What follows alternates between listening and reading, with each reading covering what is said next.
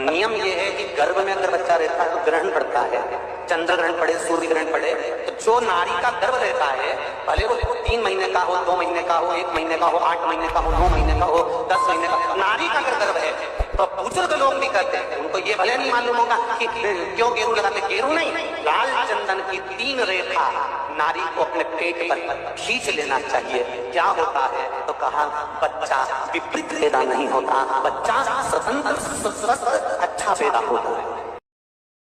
नियम ये है कि गर्भ में शिव महापुराण की कथा कहती है, भगवान शंकर का चरित्र कहता है, जो हरतालिका तीज के दिन ये माँ जगत जननी जगदम्बा अम्बा माता पार्वती जी के ही मुख से निकली हुई वाणी और शिव जी के मुख से निकली हुई वाणी है।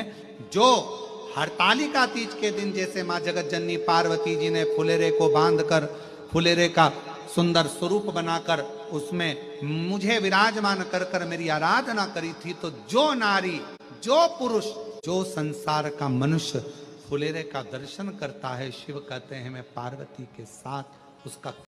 कई लोग कहते हैं श्राद्ध पक्ष में गाड़ी नहीं लेना चाहिए, कोई कहता है श्राद्ध पक्ष में सोना नहीं लेना चाहिए, कोई कहता है श्राद्ध पक्ष में ये कोई अच्छे कार्य नहीं करना चाहिए, मकान का सौदा मत करो, गाड़ी मत लो, ये मत करो, वो मत करो। शिव महापुराण की कथा कहती है पूर्वजों के इन 16 दिन में आप कुछ अच्छा भी करोगे ना तो ये पूर्वजों का आशीर्वाद ही मिलेगा, गलत नहीं है। वो तो लोगों ने पितरों को हौवा बना दिया, लोगों ने पितरों को भूत बना दिया, लोगों ने कह दिया ये पितर तो भूत हो गए, प्रेत हो गए। कई लोग कहते हैं श्राद्ध पक्ष में गाड़ी नहीं लेना चाहिए, कोई कहता है श्राद्ध पक्ष में सोना नहीं लेना चाहिए, कोई कहता है श्राद्ध पक्ष में ये कोई अच्छे कार्य नहीं करना चाहिए, मकान।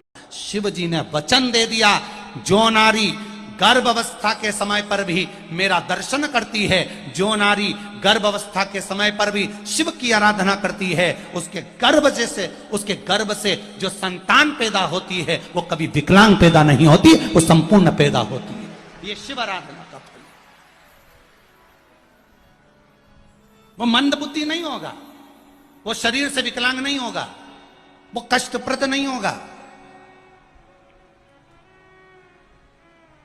शिव जी ने वचन दे दिया, जो नारी गर्भ अवस्था के समय पर भी मेरा दर्शन करती है, जो नारी गर्भ अवस्था के समय पर भी शिव की आराधना करती है, उसके गर्भ से जो संतान पैदा होती है वो कभी विकलांग पैदा नहीं होती, वो संपूर्ण पैदा होती है। ये शिव आराधना का फल।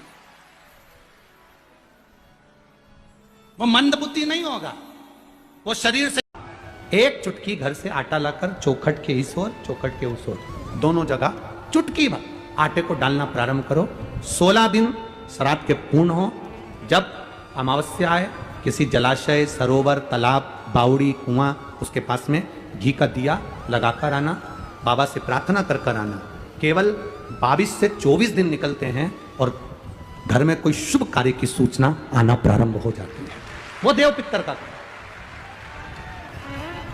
वो कार्य देव पितर का। वो देव पितर किस तरह से करेगा? बेटे की शादी, बेटी की शादी, हम कहें किसी के 42 साल भी अगर उम्र हो गई है, 40 साल, 42 साल, 35 साल, 38 साल, शादी नहीं हो रही तो कर कर देखना, एक बार बाबा से प्रार्थना कर कर देखना। देव पितर का कार्य क्या है? घर में शुभ कार्य को करवाना, घर में अच्छी चीजें लाना, गर्भ में जो बच्चा है उस बच्चे को शरीर पूरा देना, ये देव पितर का कार्य है।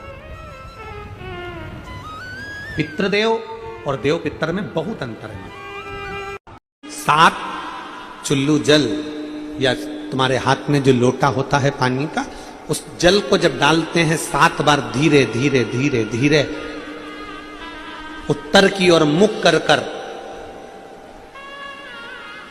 दक्षिण में बैठकर उत्तर की ओर मुख कर कर जब 7 बार जल दिया जाता है, दल चढ़ाया जाता है, 7 वृक्ष की पत्तियों को तोड़कर शिव जी को चढ़ाया जाता है। कितना भी कष्ट का समय चल रहा हो, वो कष्ट का समय कट ही जाता है और कुछ अच्छी खबर मिलती जरूर है, कुछ अच्छा मिलता जरूर है। 7